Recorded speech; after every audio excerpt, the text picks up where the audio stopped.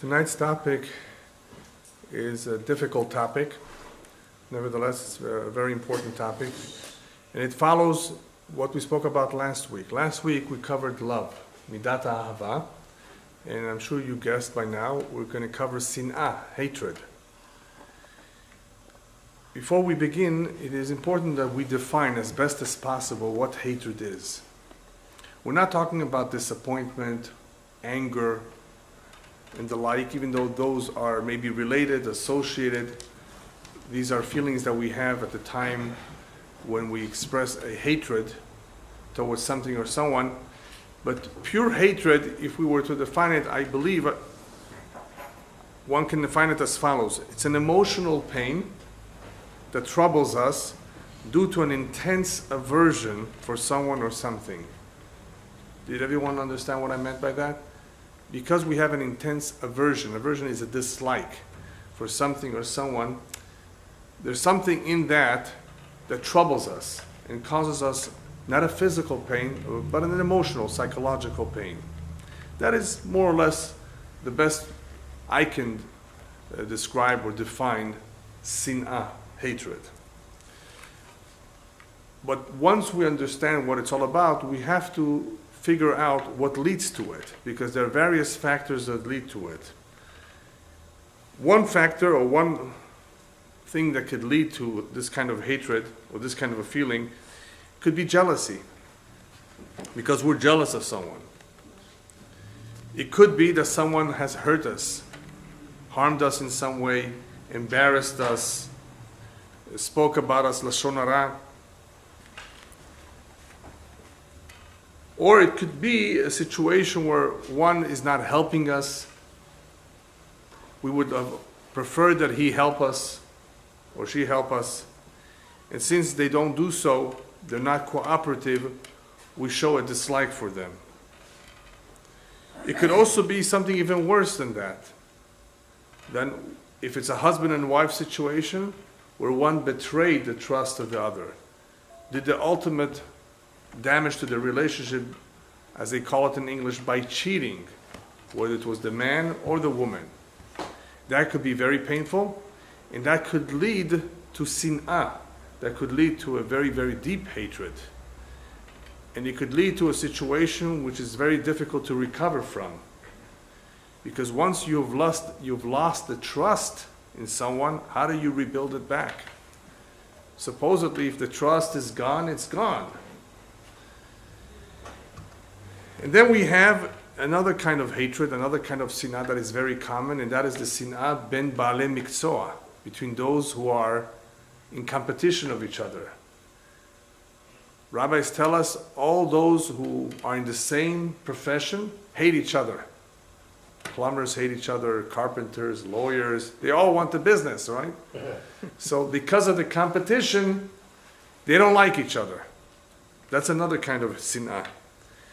Then you have the sin'ah, as we call it in Hebrew, that comes about through haflaya, through discrimination. We don't like those who are different from us. That's another kind of sin'ah.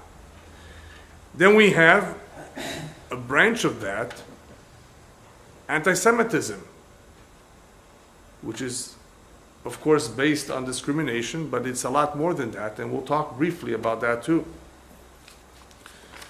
Then we have a hatred that people have towards those who are always criticizing them and correcting them, even though they are right in what they're saying.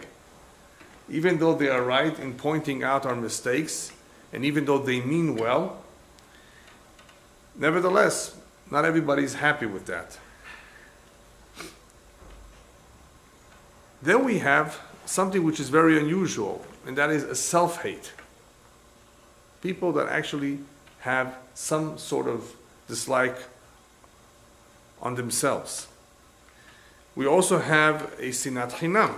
Sinat chinam, as we've spoken about in the past, is a baseless hatred. A hatred that is there for no apparent reason,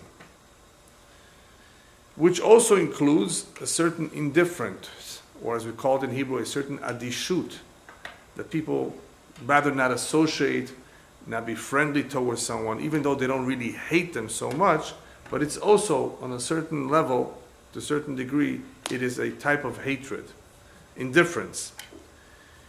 Then there is a good hatred. Is there a good hatred? Yes, there is a good hatred, a hatred that we are supposed to have towards that which is wicked, the evil, the lies. All of that is acceptable. And that is why it comes as no surprise when you read Kohelet, that was written by Shlomo Melech, when he speaks about that there is a time for everything under the sky, L'kol ha'et v'chefetz tachat hashamayim, and he says something surprising, Et le'ehov ve'et lisno, that there is a time to love, to like, and there's a time to hate. And you say, well, really? There's a time to hate? Yes, there are things and there are times that one can use this midah to maintain a certain distance. And we'll talk a little bit about each one of those that I just mentioned, the various kinds of hatred, the root of the problem behind them. And of course, as we always do with the midot, some tips and advice on how to deal with them, how to correct them, how to control them. Let's begin with the love. There's a prohibition in the Torah that says, Lo tisna et achicha bilvavecha. Do not hate your brother in your heart. The Torah reveals to us that hatred is in the heart. It is basically telling us it is something that may not be so apparent to the other individual because it's in your heart, only you know about it. And the Torah is telling us that this is something that you could have in you for a long, long time because it's in your heart. You're keeping it in your heart and it could be there for a very long time. And don't do so towards your brother. Am Yisrael has a special responsibility for each other. We need to look out for each other. Jews need to care about each other. Even though we need to behave ourselves and be upright with all of the Umot HaOlam, with all the Goyim as well, honest, upright, and so forth, there's a special responsibility that applies only to Jews. And because of that responsibility, many of the mitzvot apply to Jews only. For example, you find a lost object, and you know it belongs to a Jew. You have no choice. You can't ignore it. You have to pick it up. You have to try to find its owner. You have to publicize it, and so forth. You have no choice. When it comes to helping a Jew, there is a mitzvah, and the word mitzvah means two things. It's a tzivui, it's a commandment, and it is a good deed. Whereas with non-Jews, it is a good deed. You can, of course, help out and do whatever you can to help a non-Jew. However, there's no tzivui, there's no commandment if it means that you have to go out of your way. That's the big difference between the Jewish people, where we actually are commanded. We have no choice. We have to look out for each other. And the Goyim, of course, have noticed it over the history of mankind, how the Jews many, many times were very, very united, very together. Unfortunately, not all the times, but it was noticeable in many situations that Jews cared for each other, whether it was Gemilut Chasadim and Tzedakot, acts of kindness and charities and the like, or other things. There's a special tzivui, therefore, not to show hatred, lisnor tachicha bilvavecha, which is the opposite of looking after him, worried about him, being concerned about him, taking care of him. This is the exact opposite, because this brings about distance, and that you don't want to have. You don't want to have that distance towards another Jew. So therefore, don't keep it in your heart, because if you do, you will be transgressing this transgression at all times. This is not a one-time deal. You've done something wrong. As long as you don't care for someone, you dislike him, you have a sin'ah towards him, it is a transgression at every single moment that it's in our heart. Now the problem with this midah, called sin'ah, is that it leads to other avonot. The reason why the Torah prohibits this is not only because it's something not nice.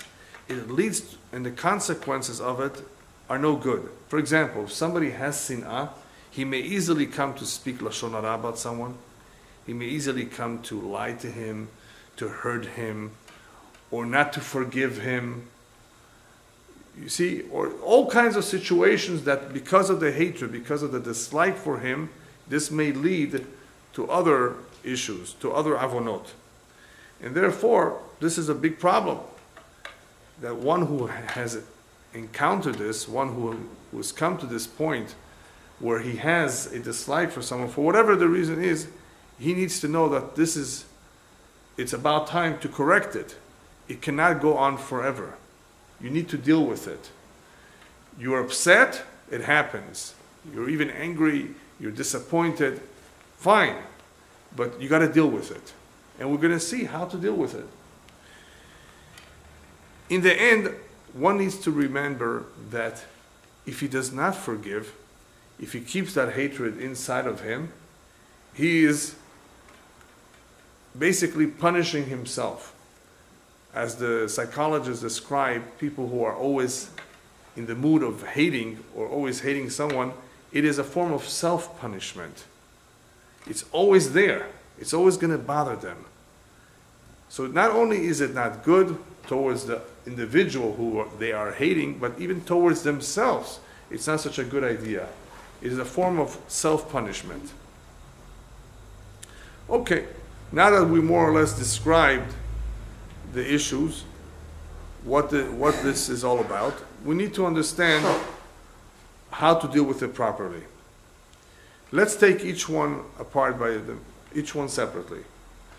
Those that we have something against, those that we are upset at because they've wronged us, they've done something to us, whether it was once or many times, what are we supposed to do? What should be our immediate reaction? It's only natural to be upset. Yes, to be upset, yes, but not to be angry, not to hate. Hatred is a lot deeper than just plain being upset, being angry at someone. Hatred means that we have something against him. We don't want to have anything to do with them. We want to be apart from them. Or in a situation of husband and wife, the anger is so great sometimes that they end up divorcing each other, which is the ultimate act of this hatred. Sometimes it's not hatred. It's simply they're best friends. They just don't want to live together. But that's not the more common one. It's usually the other way around. So what does the Torah tell us to do about this situation? You've been wronged. You're unhappy. So the Torah tells us, number one, Ocheach tocheach et amitecha. You will notice if you read the pasuk, Lo tisna et achicha bilvavecha, it says immediately, Ocheach tocheach et amitecha. Ocheach tocheach et amitecha means rebuke him. And in general terms, to rebuke means if you see somebody that you have some degree of influence, whether it's a relative, a brother, a friend, and there's a chance he may listen to you, you got to point out his mistakes. You got to tell him, listen, you're doing this, it's wrong, it's against the Torah. You have to point it out. If you don't say it, who's going to say it? A husband has to tell his wife, a wife has to tell her husband, listen, honey, this is wrong, this is not according to the halakha. Ocheach tocheach et amitecha is one of those responsibilities that I mentioned earlier that a Jew has. Kol Yisrael arevin ze lazeh, we're all responsible for each other. We cannot ignore our brothers and sisters, whether it is that they need our help because they're poor, or some other help, or they're doing something wrong. We cannot say, okay, I didn't see anything. We have to say something. We have to try to help.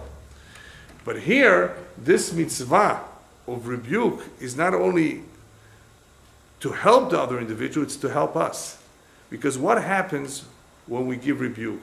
The Torah is basically telling us, hey, you got to get it out of you. Don't keep it inside. Don't bear a grudge.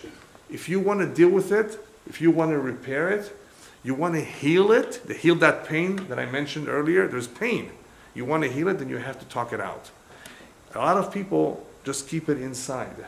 And when they keep it inside, it's very unhealthy, physically unhealthy. They'll get ulcers from it. They'll get all kinds of trouble from it. If you keep something inside that is bothering you, it's no good. For those of you who were here when we spoke about de'aga, the midah of worry, what was the solution for worry? One of the solutions, de'aga belebish, yasichena le'acherim. The pasuk says if you have a worry, don't keep it to yourself. Talk it over with others. When you talk it over with others, just the talking calms you down. And not only does it calm you down, you may actually get good advice that you would not have gotten had you just kept it to yourself. People have problems. And when they don't talk about it with professionals, Jewish professionals, who will give them the right hashkafa, they may make a big mistake in their life. You run into a problem, what do you do about it? Go to a Jewish professional, not to a non-Jewish professional. Because the non-Jewish professionals may know all kinds of things, and I'm not Chas v'shalom, being disrespectful of them. They could be very knowledgeable and experts in their field, but sometimes their advice may not be in line with what the Torah says, and may not be the best solution for a Jewish couple. So therefore, in seeking help, whether it's for marriage counseling or whether it's psychological help, it's important that one see a religious professional, a Jewish religious professional. So this is a very important idea. Ochiach tochiach et amitecha. You want to communicate, you want to have a talk, you want to sit down, you want to tell them what's on your mind, what's in your heart, what's bothering you, and perhaps in this way you will be able to avoid many misunderstandings. Life is about many misunderstandings, unfortunately. People have many misunderstandings, and if they don't talk it over, they're actually going to continue to believe in whatever it is they believe, or to feel in whatever it is they feel, and it all may be wrong. It may take years before they realize it was all a mistake. Imagine all the damage that was done in all these years because of the wrong ideas that were there planted in that person's mind, and it's their fault because they didn't talk about it. Very important, therefore, idea that the Torah, or on that spot, where it discusses hatred, tells us this is what you need to do. You need to talk it over. All right, we spoke about it, we talked it over, and let's say the other individual who was hurt asks for forgiveness. What should we do? No, I'm not going to forgive you.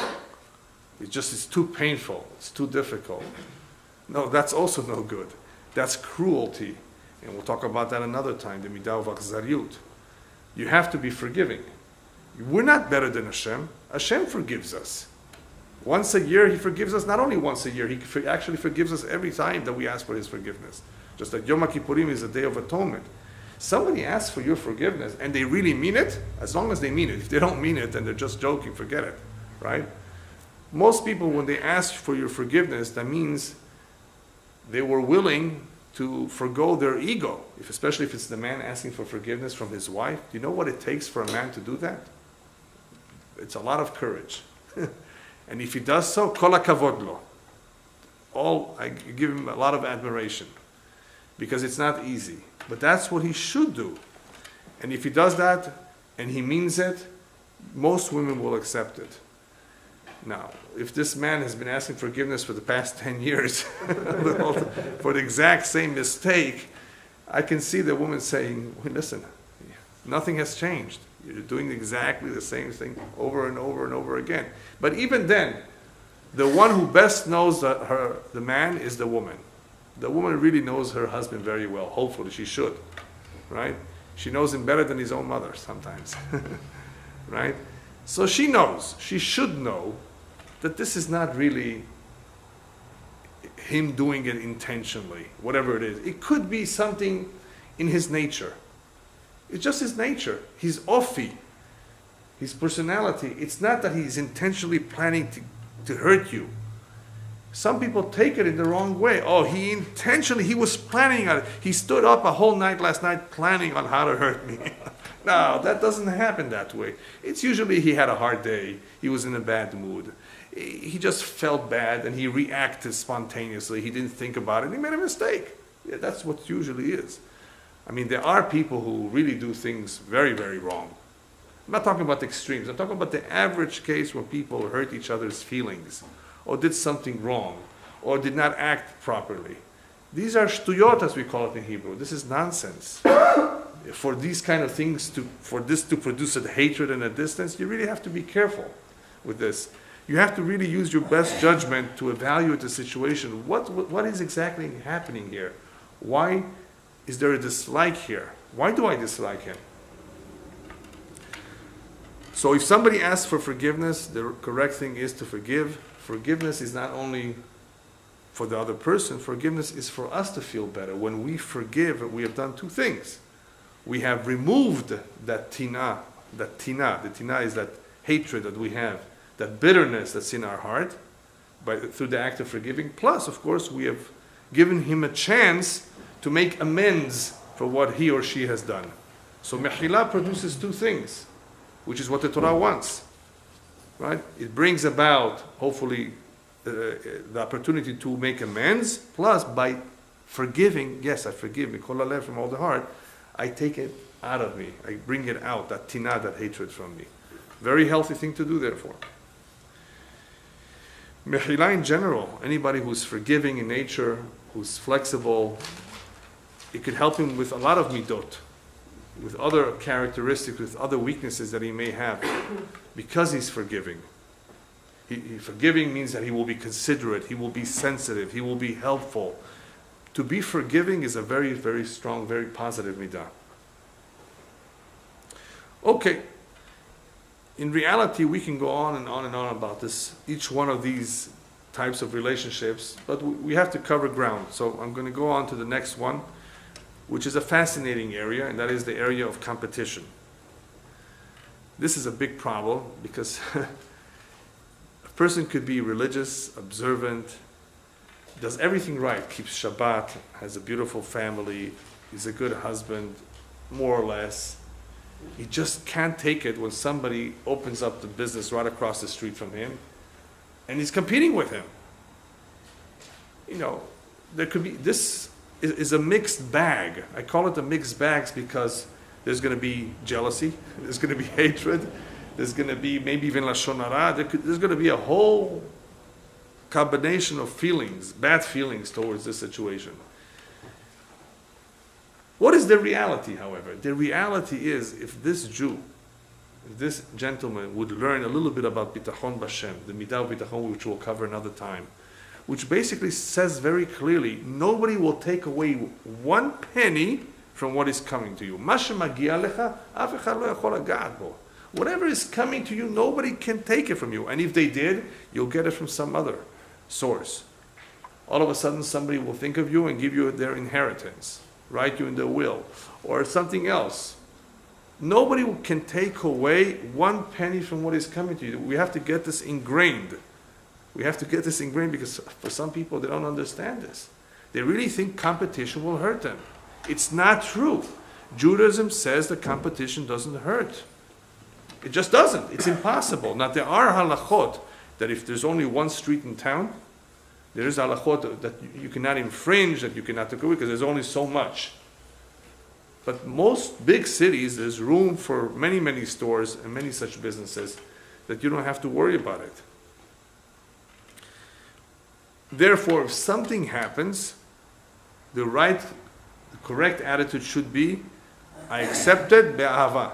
I accept it out of love, even though it's painful to me, even though I don't understand it, it's not fair. I accept it. That's number one. If he eventually learns and he gets used to having bitachon b'Hashem, it won't even pain him. He won't even have to say gamzu letova. See, who do we tell to say gamzu letova, that this is also for the good? Those people who are struggling, those people who are having a hard time. You know what? Get used to saying gamzu letova. This must be for the good, this painful experience that I'm going through, this difficult situation. But one who has developed true bitachon, you don't even have to tell him that. He understands that there's no harm coming to him. There's no harm. Everything is good, everything is fine. Everything is the way it should be, the way he wants it to be. Who says the way I want it to be is the right way? It's the way he wants it to be. People don't think like that. People therefore are upset and they complain and they yell and they react in such ways that it shows that they're completely lacking emunah and bitachon Hashem. He's the boss. He knows exactly what he's doing. He manages the world. And everything that is supposed to happen is going to happen the way it's supposed to happen. That's it. I'm only responsible for myself. Am I going to be a nice gentleman, a good father, a good husband? Will I observe mitzvot? That is where I have free will. But everything else around me, the parnasah, the business, neighbors, lawsuits, all kinds of issues that are not in my control, I have no control. He decides. I don't have to worry about it. So therefore, this is a very important yesod, something very fundamental in Judaism that can help us eliminate hatred and jealousy. There's no reason to be jealous. Obviously, he's getting what he's getting because he has some sort of mission that has nothing to do with my mission. I have my own mission. He has his own mission. Everybody has their havilah, as they say in Hebrew. Everybody has their pekale. Everybody has to contend with their life, the good and the bad, even though it's not really bad. Everyone has their package. And therefore, if I understand this very well, it won't bother me whatsoever that he or she is competing with me or doing something that I think may hurt me. It won't hurt you. It's controlled by Hashemayim. It has nothing to do with taking away parnasah, infringing on something that is yours. Nothing whatsoever. It's the wrong outlook, the wrong hashkafa if somebody actually thinks that he or she can hurt me. No one can hurt you im en haskama milemala. Nobody in the world can do anything to you unless b'shamayim they say, go ahead. Now, I'm not telling you to get into a dangerous situation. Don't go to South Central Los Angeles in the middle of the night and say, well, if it's meant to happen, it's going to happen. Now, then you're walking into danger. Don't al tismoch al hanes. Don't rely on miracles. Right? So that's obvious. That's not something that you should do. But if you were minding your own business and all of a sudden things happen, just accept it. Accept it that this is min hashamayim. Nothing happens by itself. Okay, the next one was discrimination. People tend to discriminate against those that are different from them. That is why the Torah emphasizes many times va'ahavtem et hager. Be very sensitive with those who are converts, true converts, those who are strangers amongst you, visitors from the outside, they come to the Beit HaKnesset. We need to go over them. Do you have a place to eat? Do you have a meal for Shabbat? Be sensitive towards those who are different, those who are out of town, those who are not like you, right? There are many, many stories of how people made a mistake of not befriending someone who was very different, whose appearance wasn't too becoming, and therefore they stood away from them. These are all nisyonot. Remember, every day of our life is full of nisyonot, challenges, tests. We are being tested all the time. It's not necessarily an intentional test sent from above to test us. It just happens. How do we react if somebody comes to our door for charity and we're in the middle of dinner? Sitting down for dinner, we've had a long day, we're tired and hungry. We could easily say, well, send a child, go tell him to come back tomorrow. Tomorrow he may be leaving town. We're going to be missing the opportunity to help a Jew who's really in need, in great need. You're better off than him. You're more comfortable than him. He's desperate. How could you be so insensitive? This is a test. We have to be very careful that we pass these tests. When somebody makes you upset, very, very upset, how do you react? Do you curse? Do you hit? Do you yell? That one is a very difficult test. How do you react to that? Do you keep it inside? Neither of that is good. Not to keep it inside and definitely not to yell either. It requires tremendous amount of discipline and control. Some people complain about those individuals who show no discipline and control. People have to understand that human beings are animals. And it takes time for this animal to work on himself, to refine his character. That's what we're doing here. What are we doing here? We've covered about 25 midot or so. Derech Eretz Kadma la Torah. We're about to be receiving the Torah on Chag HaShavuot next week. By the way, next week there's no shiur, it's Chag HaShavuot. We're about to receive the Torah, and what do the rabbis tell us? Derech Eretz Kadma la Torah. You have to have good character. You have to be a good-natured person, because to have the Torah without Derech Eretz is worthless. So therefore, human beings are raw. They grow physically just by giving them a little bit of cereal. They can grow to be 6'6". You don't have to invest too much in the physical body. It will grow. But for the neshama to grow, for the character to be refined, that requires investment, constant work. And you know what? The problem is most people in the world are not working on themselves. That is why you have so many marriages breaking up. If people would work on their midot, not just under finances, under mutual funds, under remodeling of the home. Remodel yourself. How about remodeling yourself? You need major rehabilitation. Not anybody here. You have to demolition first everything that's there and start all over again. Yes, this is serious. Some people are stingy, some people are temperamental, some people are lazy, and some people are all of the above, Chas v'shalom, right? They have a lot of problems. And if one does not take himself seriously, he's never going to work, he's going to suffer the consequences. Who's going to be his friend? Who's going to want to marry him or stay married to him? So you know, who do we have a valid complaint on? Those who don't want to work on themselves. Yes, that ani maskim. I'm in agreement that you may be upset at them, but you cannot be upset at someone who says, at least I'm trying. You know, what do you want? This is, I have this tendency, I have this netiyah, this tendency to be like this from birth, but at least I'm working on it. And believe me, people notice if you're working on it. If you make an effort, did you ever make an effort to break your bad habits or not? Then that's admirable. But if no one ever makes any effort to correct himself, you know what that means? That the Yetzer Hara is defeating him in every single battle. We all fall sometimes by the Yetzer Hara. But oy vavoy if one always falls. Every day he loses the battle. You see, you win some and you lose some. That I accept. I agree. We all win some and we lose some. Sometimes we're tired. We don't get up in the morning. Sometimes, whatever, we get upset. We talk back. We're disrespectful. It could happen. But if you're always being like that and you never control yourself, you're always losing the battles, what a shame. No accomplishment. Tov Shem Yishem and Tov. The rabbi says, remember, the greatest accomplishment in your life is not how much money you made, how much real estate you acquired, is how much work did you do on yourself. Mitzvot, Maasim Tovim, good deeds. All of that is what counts. That's what you take with you.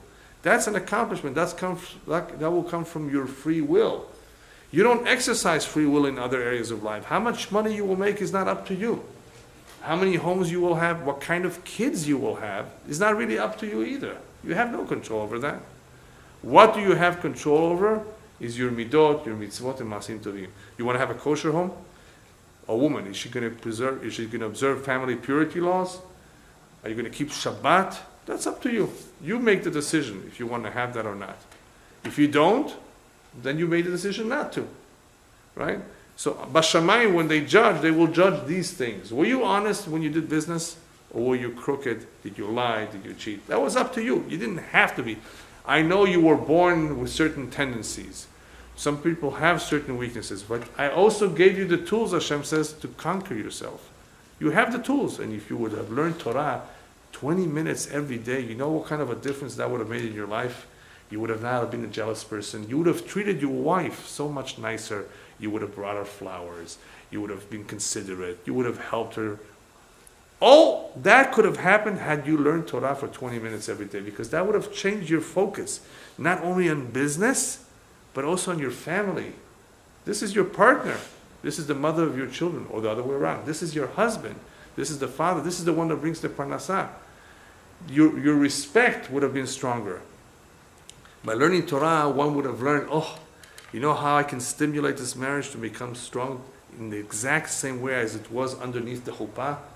By going away for weekends on our own without the kids. Quick, it's a tip. No cell phones, no kids, just the two of you on a weekend. Nobody's going to bother you. You'll have time to talk. You'll have time to stop. That's what Shabbat, by the way, is all about. What is Shabbat? We work hard a whole week. We don't have time to see each other. We don't talk to each other. The kids take their time. They need their attention. What happens to a couple? They drift.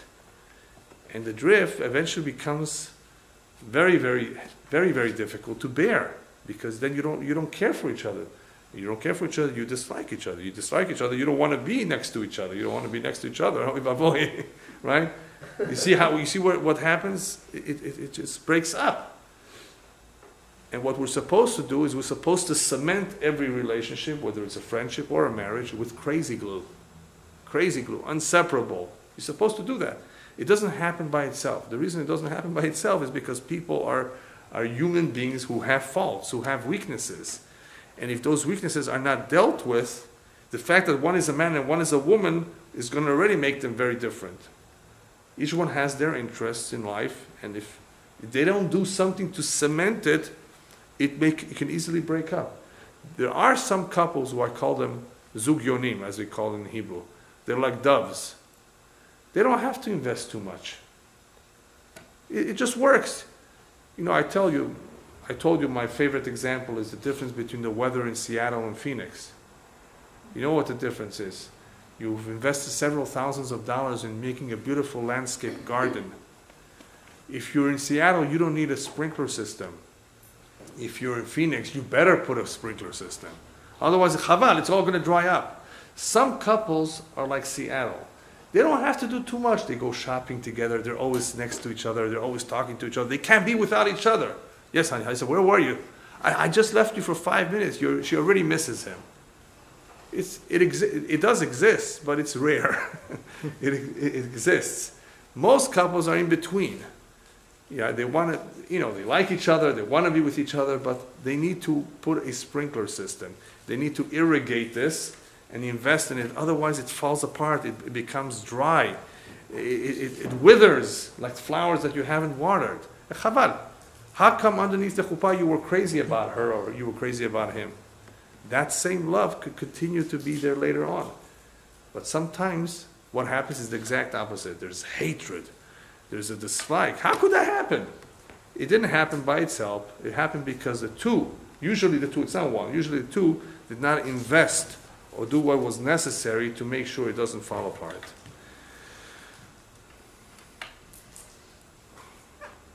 So, discrimination. When it comes to discrimination, what are we supposed to think? Well, we were told that all human beings were created b'tselem Elokim. They all have the image of God, regardless of the race, the color, and the religion. That's what we're told. But you know what the communists used to say? All people are created equal, but some are more equal than others. That's not fair. Either everybody is equal or not. I mean, everybody's supposed to be equal. The Torah tells us to be respectful and to treat everybody nicely. And not to look at the differences of height and color. These things are meaningless. They don't have there's no meaning to them. There's no significance to them. The fact that we are all created in the image of God, that is what matters. We're all human beings. There's a saying, I forget who brings it down, it's in Hebrew,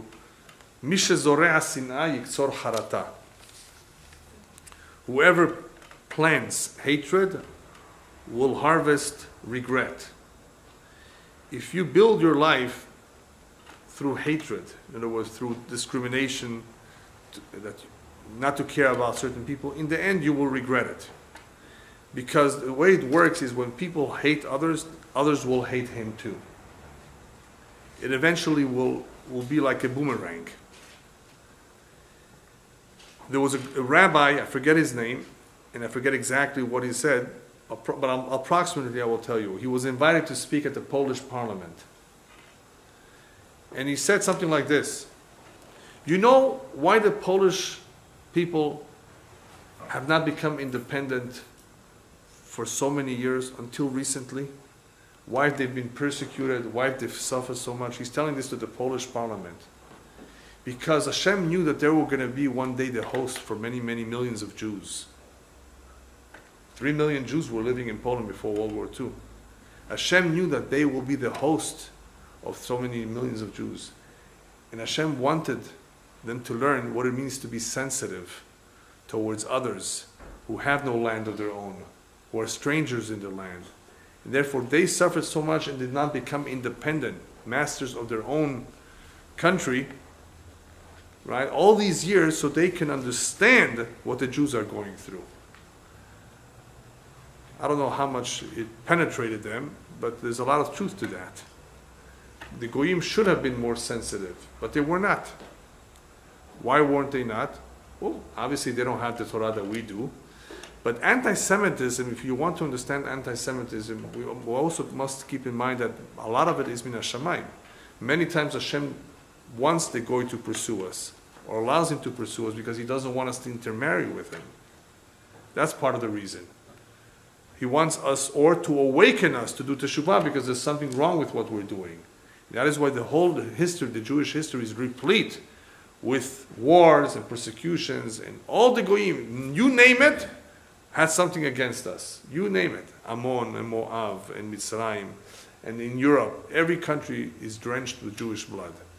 You know how many countries there was a Jewish expulsion? From almost every European country. It was not just Spain and Portugal. There was even an expulsion from England. Yes, from England. From many countries. They were not tolerant.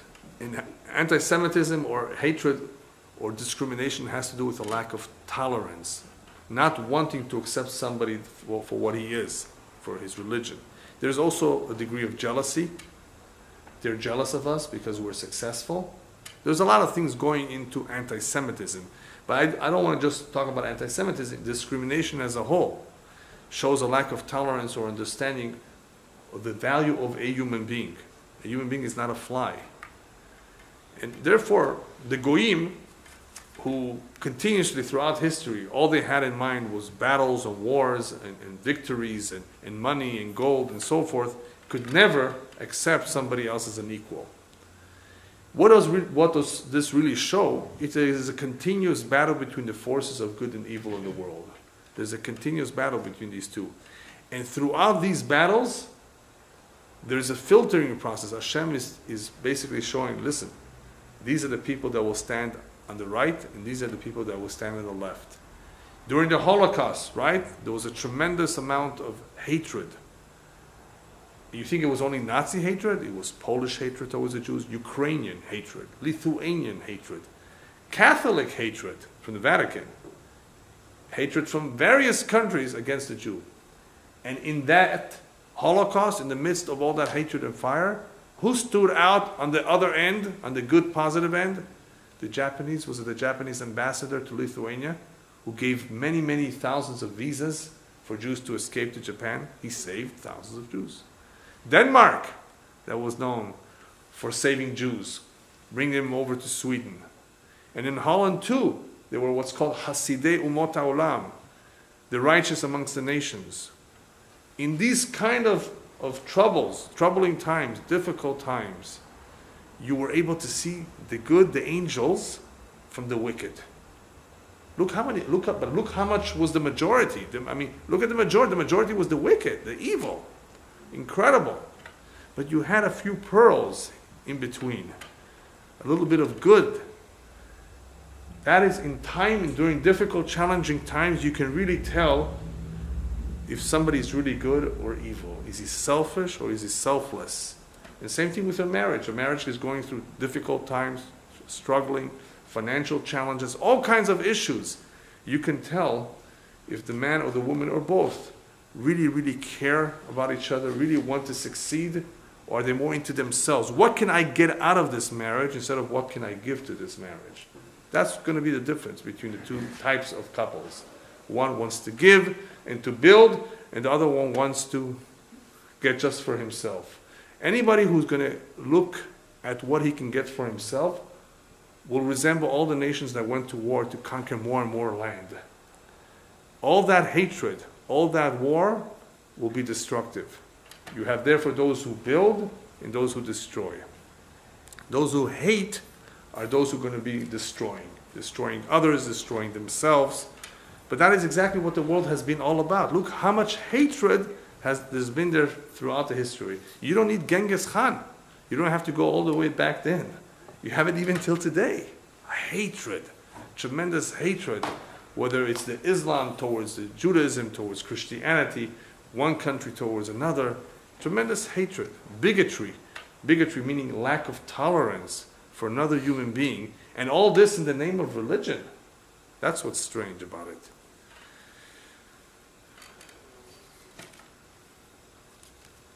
All right, the next one was Sinat Chinam, the baseless hatred. How do we deal with baseless hatred? Baseless hatred that we've spoken about separately is the reason why the Bet HaMikdash is still not rebuilt today. The second Bet HaMikdash was destroyed because of baseless hatred, rabbis tell us, which is equivalent to all the sins. And baseless hatred is that. No reason whatsoever. Well, because there was a baseless hatred between us, that is why anti-Semitism sometimes is for no reason at all. They just hate us because they just hate us. They don't like us. Because amongst us, there's hatred. So part of antisemitism, part of the anti-Semitism is, or has to do with the fact that amongst us, there is sinat chinam, baseless hatred. So what are we supposed to do about it? Rabbis tell us that one of the reasons that Bet HaMikdash was destroyed was Shedanu Din Torah. They went according to the Torah. When two people came to court, Reuven and Shimon, 3 judges, we have a problem.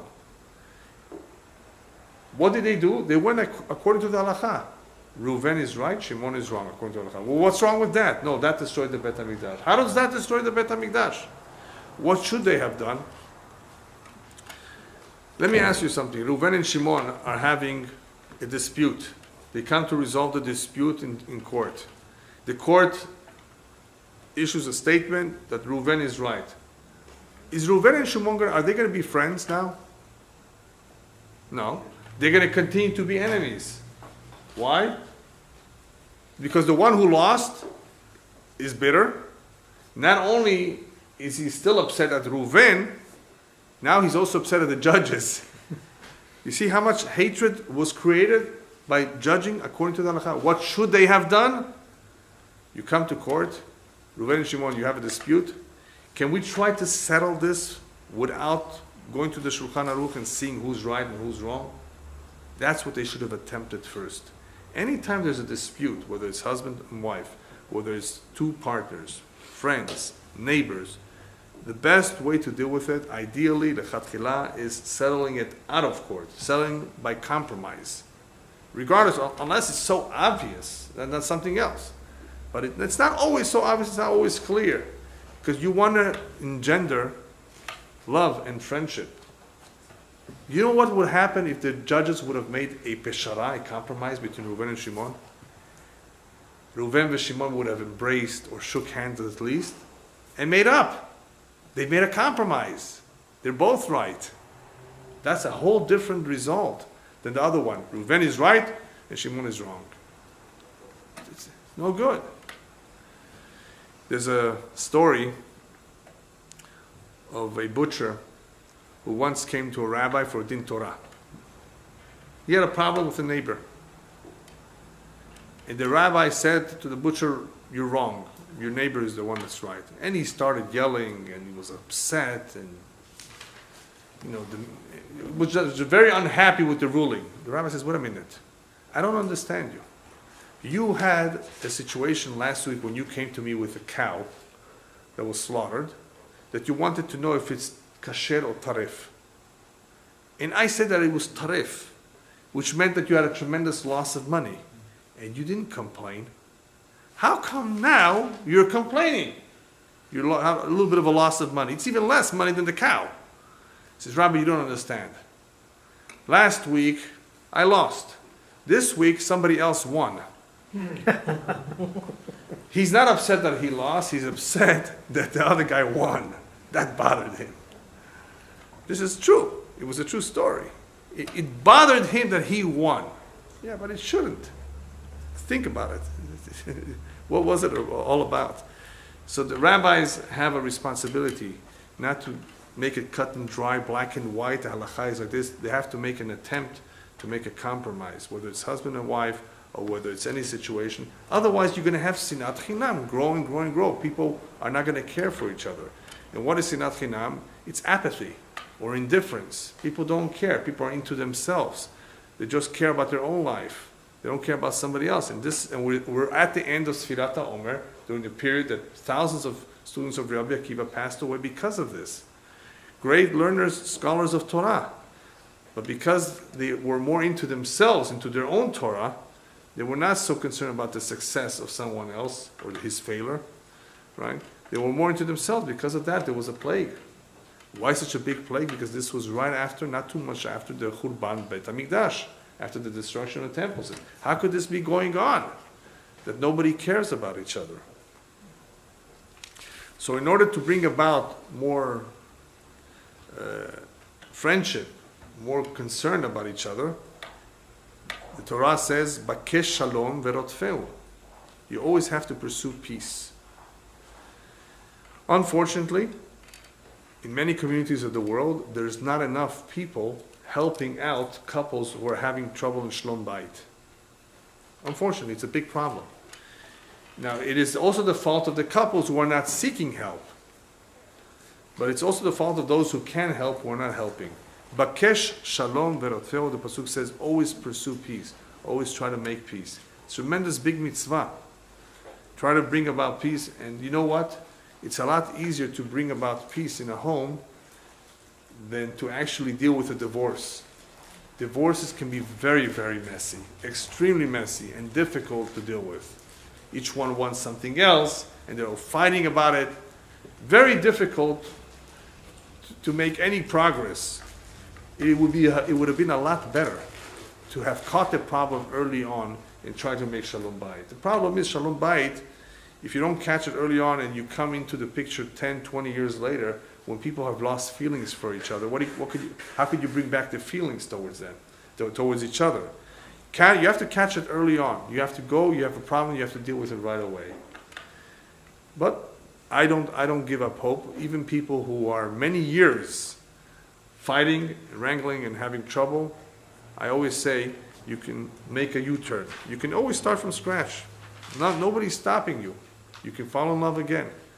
And I'll show you how. I'll show you how this can happen. All it takes is a couple tips. But the main idea is to believe in what the pasuk says, Bakesh shalom verotfeu. Shalom has to be important to us. It has to be a priority. If we really care about it, then we may make an effort.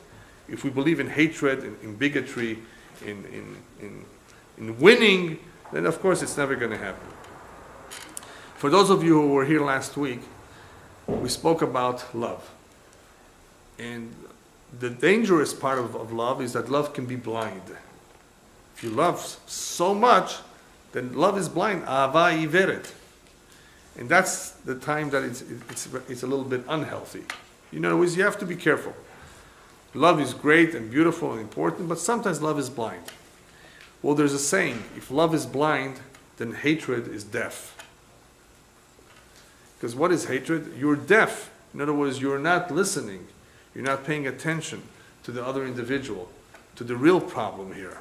If you were more sensitive, if you would look into it, you would be able to solve the problem. So therefore, the Torah recommends that when you see your enemy's donkey overloaded with cargo, azov ta'azov imo, help him unload the cargo. This is your enemy. You're not only doing it because of tsar balei hayim, because you feel bad for the animal, which is also important, you're also doing it for a different reason.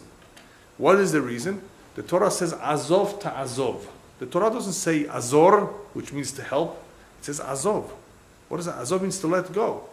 Because if you help your enemy, that act of helping your enemy will enable you to drop or to let go the enmity that you have towards him. Because you're helping your enemy, you're doing something which is contrary to your nature. He's going to be impressed. Now today, most people are not riding donkeys. But this can happen if your enemy has a flat tire at 1 o'clock in the morning and doesn't have AAA and doesn't have a cell phone. Are you going to stop in the freeway and help him and you recognize that it's him? It's a nisayon. Remember we spoke about nisyonot, we all have challenges. Why did Hashem put me at this spot at this time? I had a meeting that took more than I thought. It took 2-3 hours, and because of that I'm going home at 1 o'clock in the morning. Sure enough, who do I see in the freeway at that hour of the night with a flat tire? Somebody you don't like, right? You think that's a coincidence? Hashem put you on that spot at that time for you to see and not to miss him, right? Because this is a nisayon. And this nisayon is not only to test, it's also to help bring about an end to that sinat, to that hatred that shouldn't be to begin with. Do you know what will happen if you help him in the middle of the night? You actually stop. The guy has to be a real evil, wicked man not to be thankful, grateful, and to make up with you. The normal average person, when he sees something like that coming from somebody who didn't like him, will be full of respect and admiration. And that's what the Torah wants. He says, all it will take was a small act, a small gesture for you to start. Did it take a lot? No, it just took a few minutes to change his tire or to make a phone call for him, to give him your cell phone. That's all it takes. What is necessary? Not to be so indifferent, to care a little bit more. Rabbis call this noseh be'ol chavero. Noseh be'ol chavero means the willingness to carry the burden of another human being, of your friend. The opposite of noseh be'ol chavero is bli ya'al. The Torah uses only on 2 or 3 occasions the term of bli ya'al. Bli ya'al means a wicked person. There are sometimes wicked people who do wicked things, and they're called bli ya'al. You know, what kind of a word is bli ya'al? Call him a rasha. Call him something else. What's bli ya'al? Bli ya'al means bli ol. They don't want people. There are some Jews who don't want the burden. These are the self-hating Jews. They don't like the burden of Judaism. Therefore, they have a hatred towards that. And this came out, the way this term self-hatred came about, or Jewish self-hatred came about through a book that was written called, in German, Judenhass, or Jewish self-hatred. And you can argue whether this really exists or not. Jews don't really hate themselves or hate their Judaism, but when one does have a certain hatred towards his own culture and people, there's something wrong with him. He hates something about himself. So hatred at certain times can indicate that this individual himself hates something about himself. In other words, and that is a problem. And he's venting that on others who are similar to him. He's very unhappy about something in himself. It's a psychological problem too. But bli ya'al tells us a little bit about it. Bli ya'al means that there are people out there who don't want to carry the burden, who don't want to have responsibilities, who don't want to be that Jewish. And the Kabbalah would probably call them the Erev Rav. Because if you're from the Erev Rav, from those mixtures of people that join the Jewish nation, you don't have that divine spark as other Jews have, in the excitement and the desire to do the will of Hashem. So some people try to run away from it. The same is true with human beings. There are some people who are more eager to help, and they are called noseh be'ol chavero. They're willing to help somebody else. They're willing to go out of their way. And that is a beautiful mitzvah, a beautiful midah. If somebody has that, it will be easier for him to fulfill mitzvot ben adam lechavero. Okay, so now we're going to talk just a few minutes about tips for married couples. Married couples who may have drifted far apart, how could we help them? Remember, overcoming hatred, overcoming issues of the past requires some work. It's not just going to be just, okay, let's make up and let's forget and forgive. No, it takes a little bit more than that. Let's say a woman is very upset at her husband. Very, very upset. She hates him. She doesn't like what he did or what he's been doing. What is she supposed to do now? You've told her about the importance of sticking together, staying together, working it out. How could you do it? Here's one tip that is a very important tip, so listen very carefully. She or he, it works both ways, by the way. I have to be fair to the man too. Take a piece of paper and make 2 columns on it. Okay? On the one column, write positive, and the other one, write negative. Begin to write all the positive things that you like about him. And then begin to write the negative things on the other column that you dislike about him. You know what will happen many times? I'm not saying all the time. So many times, you will see the list on the right longer than the list on the left. There will be more positive things about this man or woman than negative things. Do you mean to say that because of those few negative things, they outweigh all the positive in him? And because of that, you don't like him and you want to throw him out? Come on. You see, it takes a little bit of logic, and a little bit of planning, and a little bit of analysis. And that's how it is. What does this teach us? That one of the greatest tips of dealing with hatred is to hate the vice in the individual and not to hate the individual. Did all of you catch that? Hate the vices, the bad, the faults of the individual, but not the individual himself. Mutar lisno et hara, אבל לא את האדם עצמו. Don't hate the individual, but his faults. It's okay. I don't like his faults. I don't like his stinginess. I don't like his laziness. But don't say that I don't like him. That is the trick. It is permissible and correct to dislike the vices. The vices, you know what a vice is, right? But not to dislike or to hate the individual himself, because that individual usually has some good as well. And of course, we always have the tip that I like to repeat many, many times, that is very helpful in many, many midot, and that is to give everybody the benefit of the doubt. Ladun kol adam lechav zechut. Judge everybody favorably. Maybe she didn't know, maybe he wasn't aware, maybe he didn't realize. He forgot my birthday. He just forgot. He didn't really mean not to buy me something. He just forgot. People forget. The men forget. Women remember better the birthdays, right? It's the men that forget. Some men don't forget. It's not because he doesn't care, but she thinks, oh, he doesn't care. He for sure doesn't care. He doesn't. No, he just forgot. It's not on his mind. He'll show you he cares about you in some other way. I'm sure he'll make it up to you. What about cheating? Now, cheating is called lachtzot kav adom. When somebody cheats, betrays the trust of the spouse, that is really a very terrible crime. To go with another woman or to go with another man, that is a tremendous avon, tremendous sin. It can destroy a relationship, and rightfully so. Rightfully so. Everyone has the right to end it, just for that alone. Should they? That's a different question. It all depends who it is, if it was the woman or the man. That I don't want to get into that. That is a big halachic problem too. It's a big halachic problem, especially if the woman got involved in an affair. But the problem here is like as follows. Even if there was a very painful consequence to a particular act, such as betrayal, it still could work out. It still could be repaired if it's done properly. It requires tremendous reconciliation. It requires understanding. One needs to investigate what happened. And obviously, if a person does teshuvah, as we said in the very beginning, are we better than Hashem? Hashem accepts our teshuvah and is forgiving. We need to be forgiving too. Again, it all depends on the circumstances. But even something like that can be dealt with properly. Pasuk says, "Ohavei Hashem sinu ra." For a person to do proper teshuvah, he has to hate the evil. It's not enough that he does the right things.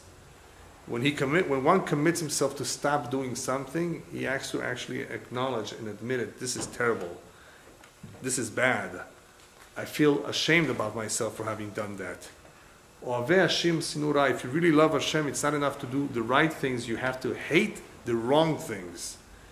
And when people really show remorse, that they really are upset at themselves, that does count a lot. It should count a lot.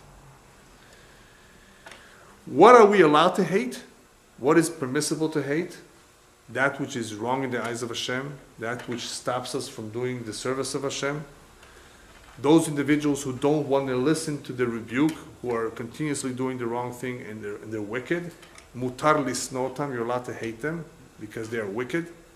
But even though it's mutar, I'd like to recommend what the Gemara mentions, and that is, instead of hating the wicked, which is permissible, pray for them that they should do teshuvah.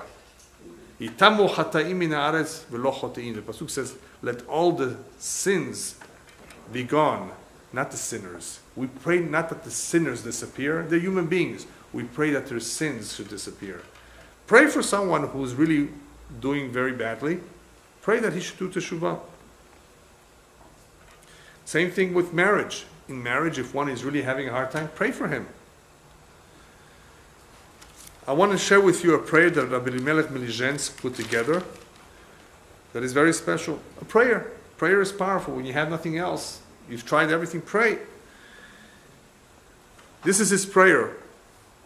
That HaKadosh Baruch Hu should give in our heart, that we should see the ma'alot of our friends, that we should see the virtues of our friend, and we should not see their faults. That please Hashem allow us or enable us to help our friends, to help guide them in the right way, in the right path, and that God forbid we should not have any hatred, chas v'shalom, for anyone. Simple prayer, to see their virtues and not to see their faults, not to be envious of them and not to hate them. When nothing else helps, pray. one tip I want to share with you for those who are really bitter enemies, very difficult people. Mishlei tells us, "Im ra'ev sona'acha achileu lachem." If your enemy is hungry, give him some bread to eat. V'im tzameh hashkeu mayim, if he's thirsty, give him some water to drink. You know what you will be doing with those bitter enemies that you may have? Ki gehalim ata chotel rosho, you will be throwing hot burning coals on his head. V'Adonai yishalem, and Hashem will compensate you. What does all this mean?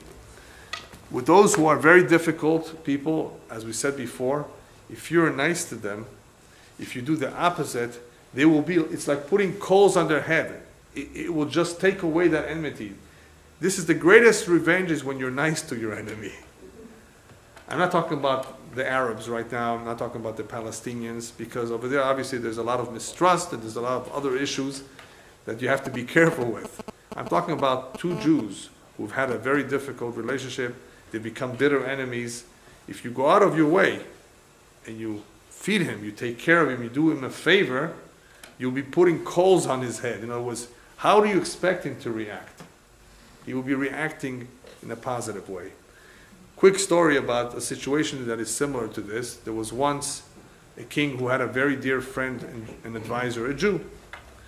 And they were touring the town, going in the wagon, the horse wagon, touring the town, the Jew and the king, and all of a sudden, an Arab, I think it was an Arab, from one of the balconies starts yelling and cursing the Jew. So the king tells the Jew, "I give you permission to cut out his tongue." Okay, the king said so.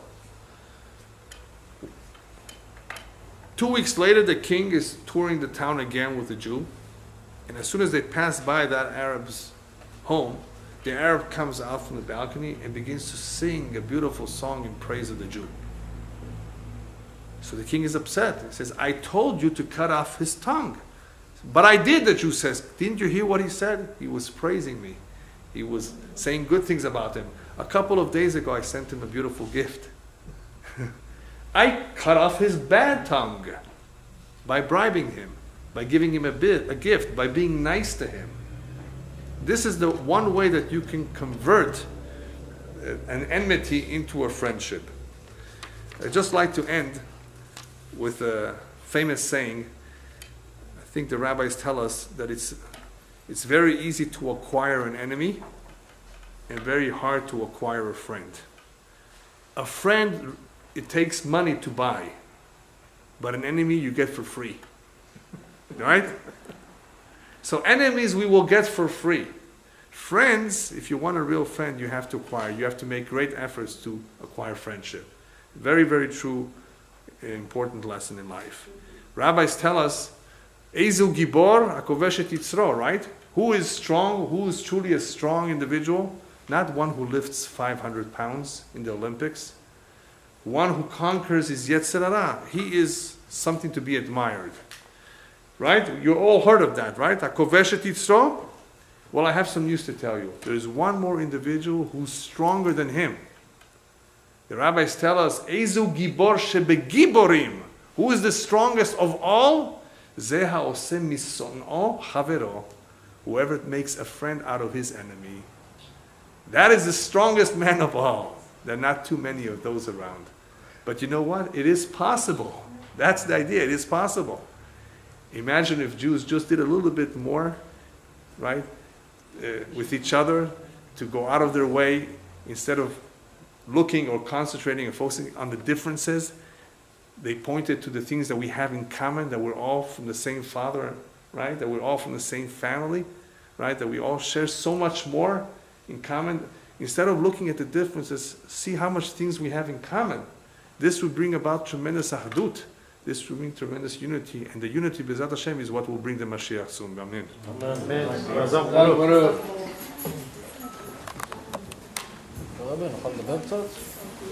Amen.